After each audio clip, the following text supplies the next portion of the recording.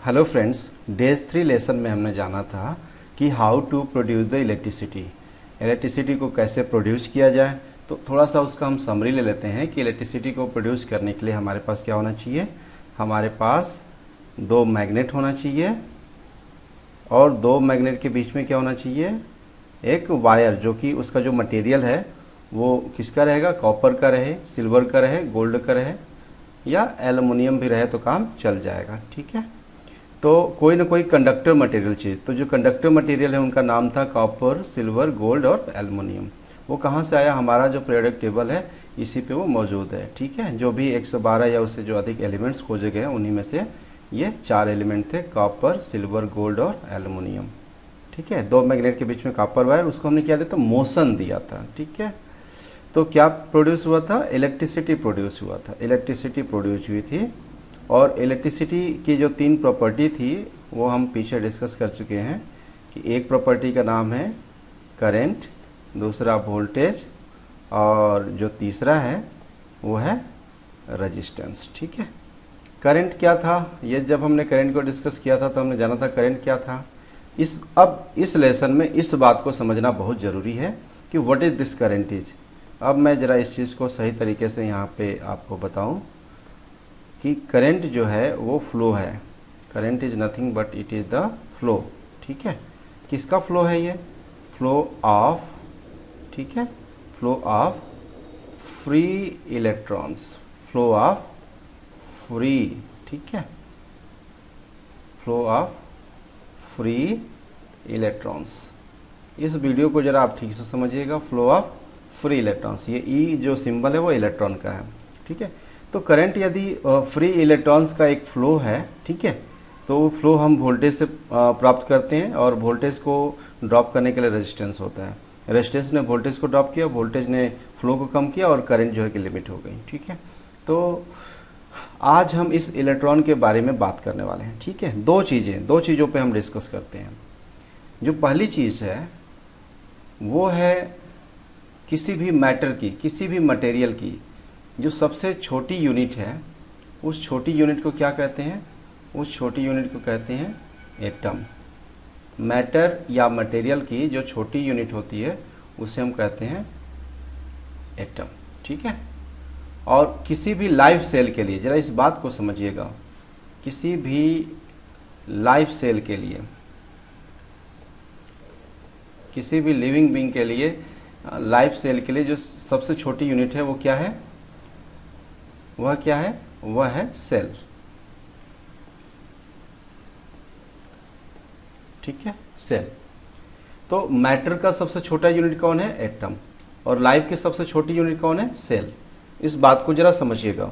और मैं तो कहूँगा ये जो लेसन है ये इतना इम्पोर्टेंट है कि आपके घर में बहुत सारे लोग होंगे जो केमिस्ट्री पढ़ते होंगे, लाइफ साइंस पढ़ते होंगे, बायोलॉजी पढ़ते होंगे, प्लांट बायोलॉजी पढ़ते होंगे, तो प्लांट मतलब जूलॉजी, बायोलॉजी, बहुत सारी चीज़ें पढ़ते होंगे, कुछ लोग ज्योग्राफी भी पढ़ते होंगे। उन सब के लिए लेसन बहुत ही इंपॉर्टेंट है। फिर से ध्यान दीजिए, मटेरियल यानी मैटर की सबसे छोटी यूनिट का नाम क्या है, एटम, और लाइफ की सबसे छोटी यूनिट का नाम क्या है, सेल। इस एटम के अंदर what is this atom is, A का मतलब होता है नॉट, टर्म का मतलब डिवाइड, जो चीज़ डिवाइड ना हो सके वो एटम है, यानी वो छोटी यूनिट जिसको आप डिवाइड नहीं किया सकता। किसी भी मैटर को आप तोड़ते जाइए, ठीक है, आपके पास मोबाइल फ़ोन है, स्मार्टफोन है, टेलीविज़न है, कंप्यूटर से, इन्हें आप तोड़ते जाइए, ये सब मैटर्स हैं। तोड़ते तोड़ते एक ऐसी कंडीशन बनेगी जब वो इतना छोटा हो जाएगा कि अब उसका टुकड़ा करना मुश्किल होगा, तो वो क्या हो, सबसे जो छोटा टुकड़ा होगा वही एटम होगा। इस एटम के अंदर, इस एटम के अंदर इलेक्ट्रॉन है, प्रोटॉन है और न्यूट्रॉन है। This chapter is very very important, try to understand this my feeling specially, कि एटम के अंदर इलेक्ट्रॉन, प्रोटॉन और न्यूट्रॉन है। ठीक है, अब ये एटम आपस में मिलते हैं, बहुत सारे एटम आपस में मिलते हैं, तो किस चीज़ का निर्माण करते हैं, बहुत सारे एटम आपस में मिलते हैं तो वो मॉलिक्यूल यानी अणु का निर्माण करते हैं। ठीक है, मॉलिक्यूल यानी अणु का निर्माण करते हैं। एटम का मतलब होता है परमाणु और मॉलिक्यूल का मतलब होता है अणु। तो परमाणु से क्या बने, अणु बने, और अणु से क्या बनते हैं, यौगिक, जिसको इंग्लिश में बोला जाता है कंपाउंड। कंपाउंड का मतलब होता है यौगिक। और जब बहुत सारे कंपाउंड्स आपस में मिलते हैं तो एक निर्माण होता है जटिल कंपाउंड का, ठीक है, कॉम्प्लेक्स कंपाउंड, जटिल यौगिक। तो परमाणु मिले तो क्या बना, अणु, अणु मिले तो क्या बना, यौगिक, यौगिक मिले तो क्या बना, जटिल यौगिक, ठीक है। इसको इंग्लिश में बोलेंगे एटम्स आपस में मिले, बहुत सारे छोटे छोटे एटम्स आपस में मिले तो मॉलिक्यूल बना दिए, और बहुत सारे मॉलिक्यूल्स आपस में मिले तो कॉम्प्लेक्स कंपाउंड्स बना दिए, और बहुत सारे कंपाउंड्स आपस मिले तो कॉम्प्लेक्स कंपाउंड बना दिया, ठीक है। और इस तरीके से बहुत सारे कॉम्प्लेक्स कंपाउंड जैसे कि रबर, प्लास्टिक, डायमंड, ये सब कॉम्प्लेक्स कंपाउंड आज मौजूद हैं, जिसमें डायमंड सबसे कॉम्प्लेक्स है। अब जरा लाइफ में बात करें, लाइफ की सबसे छोटी यूनिट क्या है, सेल। सेल जब आपस में मिलती हैं, देखिए यहाँ पे एटम आपस में मिलके अपने से बड़ी चीज़ का निर्माण कर रहे थे, उसी तरह से जो लाइफ की छोटी यूनिट है सेल, वो सेल आपस में मिलकर के वो टिश्यूज बनाती हैं, टिश्यूज, ठीक है, टिश्यू बनाती हैं।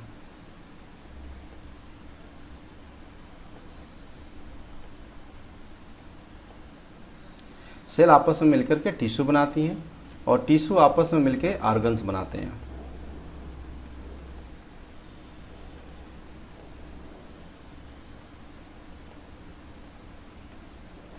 एक बार रिपीट कर लीजिए, सेल आपस में मिलकर टिश्यू बनाती हैं, टिश्यू आपस में मिलकर ऑर्गन्स बनाते हैं, और ऑर्गन मिल करके, ठीक है,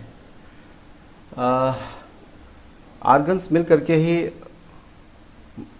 एक बॉडी का स्ट्रक्चर देते हैं, ठीक है।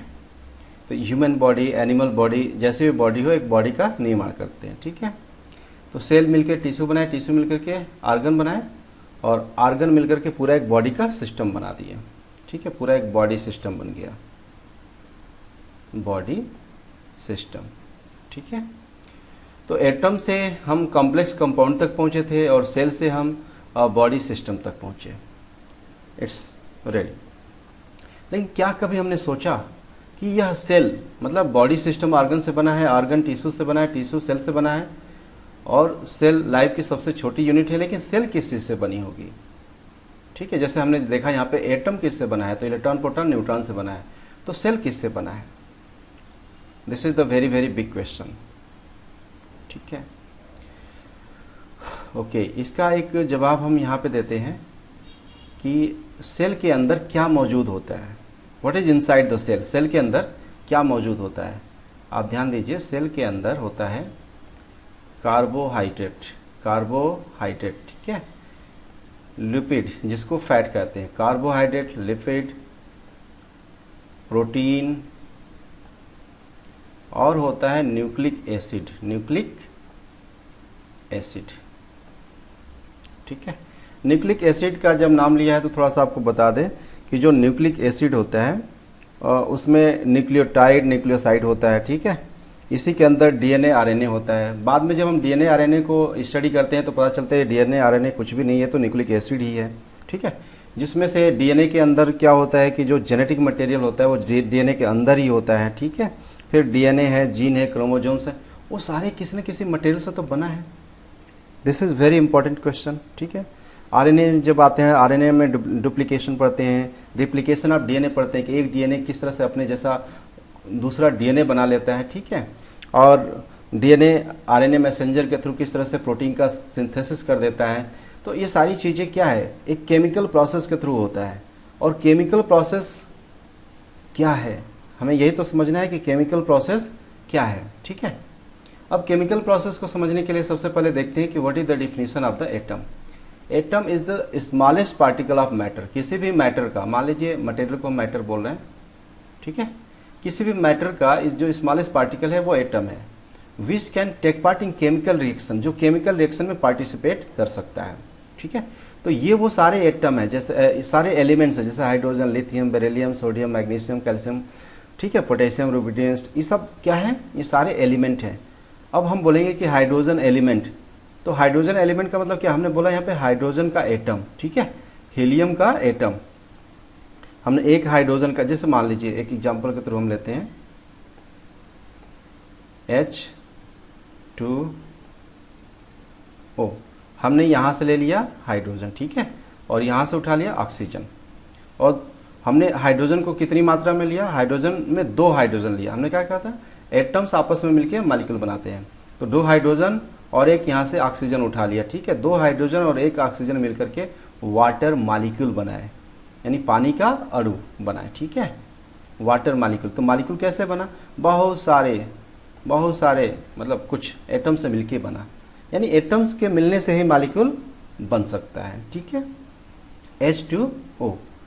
अब जरा इस बात का ध्यान दीजिए कि आपस में एटम्स मिले तो ये सारे क्या है? हाइड्रोजन का एटम, लिथियम का एटम, सोडियम का एटम, पोटेशियम का, सारे हम मान सकते हैं ये सारे हमारे एटम्स हैं, ठीक है। हाइड्रोजन का एटम है, लिथियम का एटम है, हमें तो लेना पड़ेगा। जैसे 2 हाइड्रोजन का एटम लिए, एक ऑक्सीजन का एटम लिए, तो क्या हमारा बन गया? वाटर बन गया। तो ठीक उसी तरह से हमारी जो धरती है, हमारी जो धरती माता है, ठीक है, उनका जो ऊपरी अर्थ क्रस्ट है, ऊपरी परत, ठीक है, ऊपरी परत, उसको अगर हम केमिकली एनालिसिस करें, ठीक है, अर्थ क्रस्ट का केमिकली एनालिसिस करें, इसको थोड़ा सा हम अपने अर्थ क्रस्ट का, यानी धरती के ऊपरी परत का केमिकली एनालिसिस करें, ठीक है। तो उसमें क्या मिलेगा? Carbon, hydrogen, oxygen, nitrogen, sulphur, ठीक है, सोडियम, मैग्नीशियम, ये सब भी मिलेगा वहाँ पे, सोडियम, ठीक है, मैग्नीशियम, कैल्शियम, सिलिकॉन, ये सारी चीज़ें मिलेंगी, ठीक है। तो धरती के अर्थ क्रस्ट पे ये सब जब उसका केमिकल एनालिसिस किए तो carbon, hydrogen, oxygen, nitrogen, sulphur, साथ ही साथ सोडियम, पोटेशियम, कैल्शियम, मैग्नीशियम, इनके क्या मिले? एलिमेंट्स मिले या इनके एटम्स मिले, ठीक है। तो चूंकि हम धरती पे पैदा हुए हैं, सारी चीज़ें धरती पे ही हैं, तो धरती से हम पैदा हुए, तो जो धरती का गुण है वही तो हमारे अंदर आएगा, ठीक है। तो जो सबसे जीवन की छोटी यूनिट है जिसको हम बोल रहे हैं सेल, यह सेल जिस कार्बोहाइड्रेट, लिपिड, प्रोटीन या न्यूक्लिक एसिड से बनती है, ठीक है, उसमें इन्हीं एलिमेंट्स का योगदान होता है, जैसे कि कार्बन, ऑक्सीजन और हाइड्रोजन, ठीक है, कार्बन, ऑक्सीजन, हाइड्रोजन, जैसे मैं यहाँ पे नाम ले रहा हूँ, कार्बन,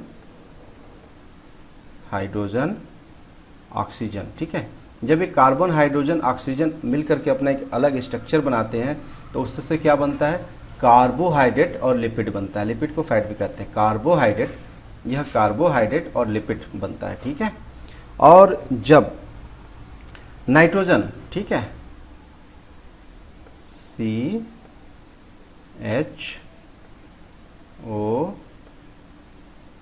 जब नाइट्रोजन भी बढ़ जाता है, कार्बन, हाइड्रोजन, ऑक्सीजन, नाइट्रोजन भी बढ़ जाता है तो प्रोटीन का निर्माण होता है, ठीक है, प्रोटीन का निर्माण होता है।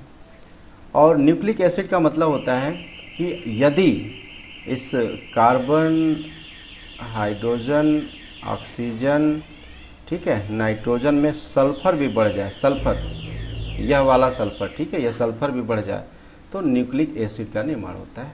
और न्यूक्लिक एसिड के अंदर क्या होता है? आरएनए, डीएनए होता है। डीएनए क्या होता है? जेनेटिक मटेरियल होता है। डीएनए, जीन, क्रोमोसोम, ये सब बनते चले जाते हैं, ठीक है। डीएनए का रिप्लिकेशन होना शुरू हो जाता है। तो एक सेल के अंदर इन सब चीज़ों को बोलते हैं माक्रो मॉलिक्यूल, ठीक है। तो एक सेल के अंदर माक्रो मॉलिक्यूल्स पाए गए, ठीक है।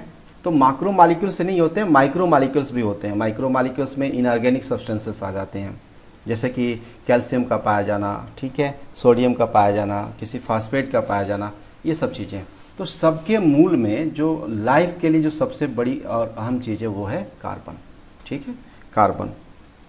कार्बन है तो लाइफ है, क्योंकि कार्बन नहीं होगा तो कार्बोहाइड्रेट नहीं होगा, लिपिड नहीं होगा, प्रोटीन नहीं बनेगा, न्यूक्लिक एसिड नहीं बनेगा। न्यूक्लिक एसिड नहीं बनेगा तो जो हमारा जेनेटिक मटेरियल डीएनए है वो नहीं बनेगा, ठीक है। डीएनए नहीं होगा, रिप्लिकेशन नहीं हो पाएगा उसका, तो लाइफ की सेल नहीं बन पाएगी। जब सेल नहीं बनेगी तो कोई प्लांट नहीं होगा, कोई एनिमल नहीं होगा, कोई ह्यूमन बॉडी नहीं होगी, ठीक है। ये कार्बन नहीं होगा तो carbon is very very important for the life cell, okay. और उसी के ठीक नीचे है सिलिकॉन, हमने डिस्कस किया था सिलिकॉन, जर्मेनियम और सेलेनियम। अगर ये सिलिकॉन नहीं होगा, ठीक है, तो हम जो सेमीकंडक्टर डिवाइस का नाम लेते हैं वो सारी ख़त्म हो जाएंगी। इससे बहुत सारी डायोड हैं, ट्रांजिस्टर्स हैं, चिप्स हैं, आईसीज हैं, प्रोसेसर्स हैं, माइक्रो प्रोसेसर्स हैं, नैनो प्रोसेसर्स मार्केट में आएंगे। इन सब चीज़ों का क्या है ना, अस्तित्व खत्म हो जाएगा। ठीक है, तो कार्बन ने एक बहुत बड़े लाइफ को जन्म दिया और सिलिकॉन ने एक इलेक्ट्रॉनिक इंडस्ट्री को जन्म दिया। ठीक है, और फिर भी हम बात कर लें कि जो एटम के अंदर ये जो इलेक्ट्रॉन है, ठीक है, एटम के अंदर जो इलेक्ट्रॉन है, यही इलेक्ट्रॉन जब फ्रीली फ्लो होता है तो करंट फ्लो होती है। ठीक है, और ये इलेक्ट्रॉन तो सारे मटेरियल के अंदर मौजूद है। हमारी बॉडी, हमारे सेल्स के carbohydrate, lipid, protein, nucleic acid, RNA, DNA हर जगह मौजूद है। ठीक है, तो करंट का संचरण केवल सेमीकंडक्टर डिवाइसेस में नहीं होता, computers, television, mobiles, smartphones, iPhones, केवल यही नहीं होता। ठीक है, उसका संचार हमारे बॉडी के अंदर भी होता है, हमारे लाइफ सेल के अंदर भी होता है, ब्रेन नर्व्स में भी होता है, हर जगह होता है। ठीक है, तो हमने कहानी शुरू की थी फ्री इलेक्ट्रॉन से। ठीक है, कि भाई पहले तो इलेक्ट्रिसिटी पैदा होने का एक बाहरी सोर्स में ये तरीका है, लेकिन एक नेचुरली तरीका है जिसमें सारी चीज़ें आपस में कनेक्ट हो रही हैं, कम्युनिकेट हो रही हैं। ठीक है, रिप्लिकेशन बना हुआ है। तो दो चीज़ों का हमने नाम लिया, एक है अर्थ क्रस्ट। अगर हम कोई सॉइल उठाएं, मिट्टी का टुकड़ा उठाएं, ठीक है, उसका अगर हम केमिकली एनालिसिस करते हैं तो उसके अंदर जो हमें एलिमेंट्स मिलते हैं वो इन्हीं में से होते हैं। ठीक है, हमारी सेल को बनाने के लिए जो एलिमेंट्स हैं वो इसी में से हैं, और हमारी semiconductor industry, computers, mobile phones इत्यादि के लिए जो एलिमेंट्स है वो भी यहीं से।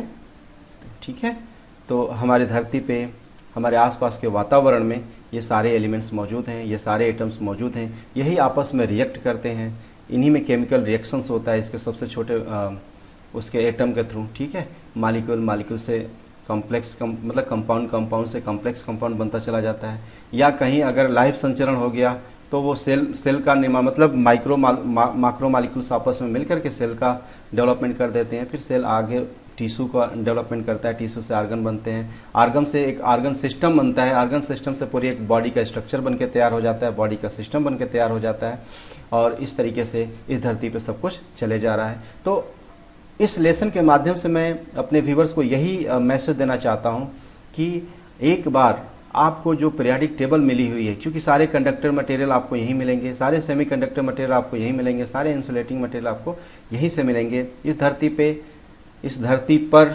ठीक है, हवा में, पानी में जो भी चीज़ें अपने अस्तित्व में आई हैं, एग्जिस्टेंस में आई हैं, उन सब के पीछे इन्हीं एलिमेंट्स का, इन्हीं एटम्स का हाथ है।